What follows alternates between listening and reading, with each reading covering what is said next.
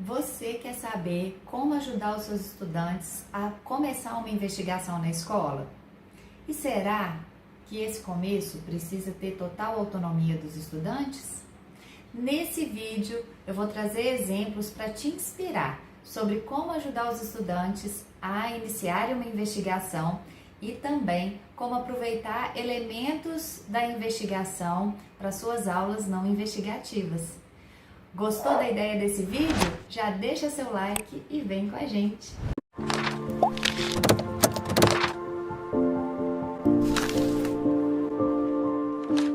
Eu sou Ana Paula Teles e estamos aqui para ajudar você, professor ou professora, a refletir sobre a sua prática, buscando caminhos para transformar a educação.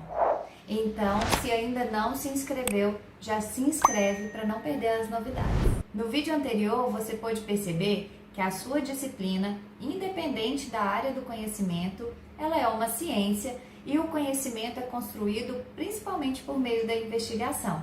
Você pode ver também quais são os mitos relacionados a essa abordagem e quais são os elementos essenciais para desenvolver a investigação na escola. Se você não viu ainda, clica aqui no card para ver. Nesse e nos próximos vídeos, vamos trazer exemplos que possam te inspirar e te ajudar no processo de conduzir uma investigação em sala de aula. E também como que você pode utilizar elementos que são da investigação em aulas não investigativas. A principal inspiração para essa sequência de vídeos sobre investigação é o artigo de Monfort e Lima, publicado em 2007, principalmente ao considerar os diferentes níveis de autonomia para cada etapa da investigação. Para começar uma investigação, então, nós precisamos de perguntas. Não tem como investigar sem ter uma pergunta orientadora.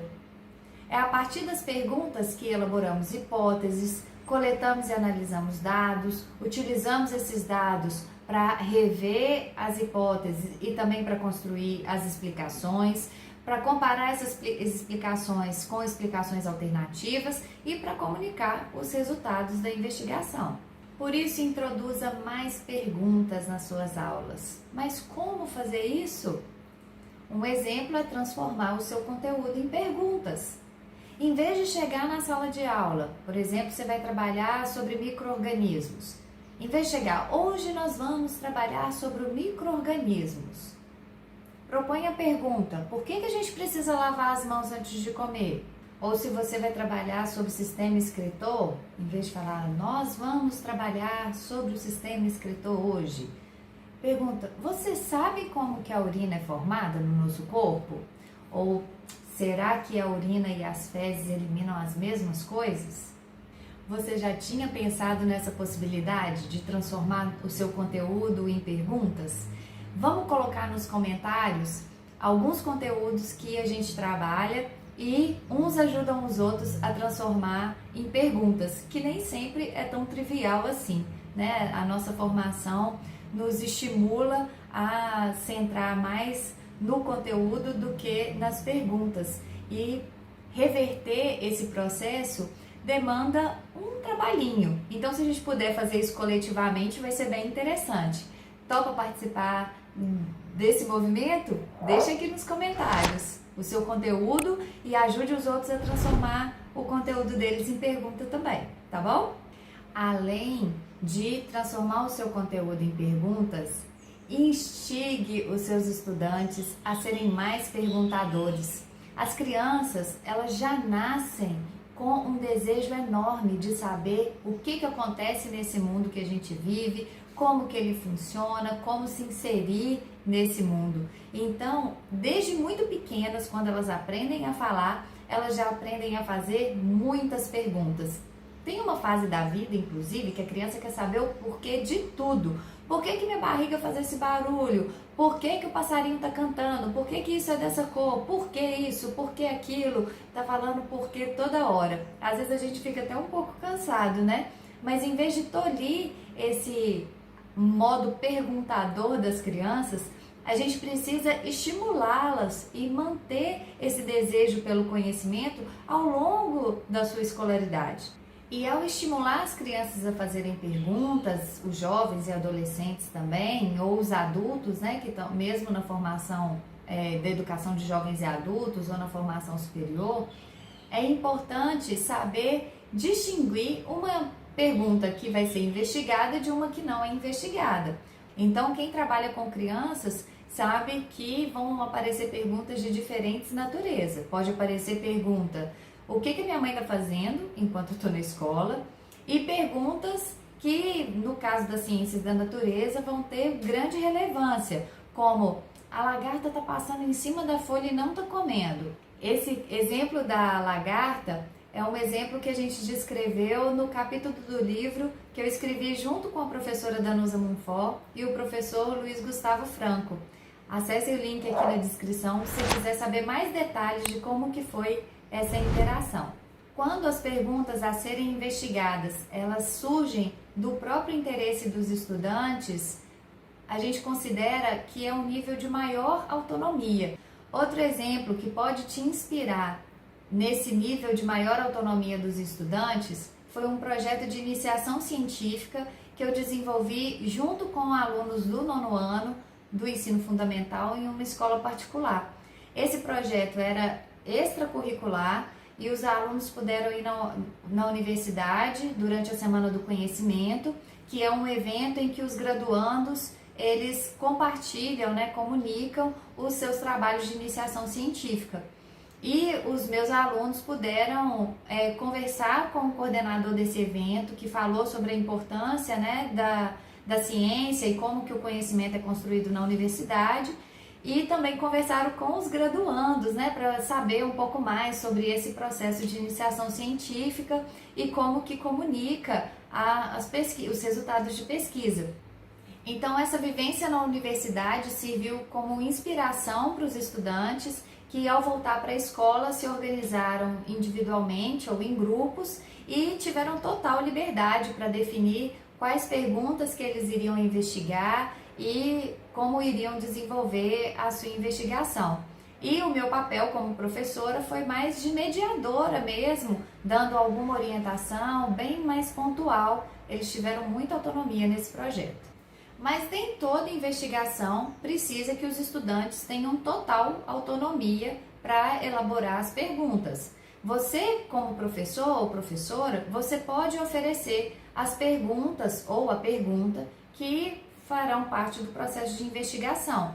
Só que nesse caso em que você que oferece a pergunta, é super importante você envolver os estudantes, de modo que eles percebam sentido no que vai ser investigado e se sintam motivados e engajados a participar dessa investigação. Para te inspirar, eu vou trazer 2 exemplos que você pode depois ler com calma e ter mais detalhes para você ter mais inspiração. O primeiro exemplo foi publicado por Souto, Franco e Monfort em 2018 e refere-se a uma turma do 3º ano do ensino fundamental em uma escola pública. E as crianças estavam no refeitório e apareceu um mico-estrela de uma mata próxima da escola. E as crianças começaram a discutir se poderiam ou não alimentar aquele animal. A professora percebeu o interesse das crianças e na sala de aula retomou essa questão e ainda propôs mais uma pergunta: por que os micos estão se aproximando dos seres humanos? Como essas perguntas partiram de uma vivência coletiva do grupo de alunos, o engajamento foi muito mais fácil ao longo da investigação. E para você saber mais o que aconteceu, não perca os próximos vídeos. Porém, pode acontecer de um grupo de estudantes não ter uma vivência coletiva, assim como esse exemplo que eu acabei de falar do 3º ano. E aí? Como que você pode fazer para envolver os estudantes de modo que eles se sintam engajados e motivados para participar da investigação?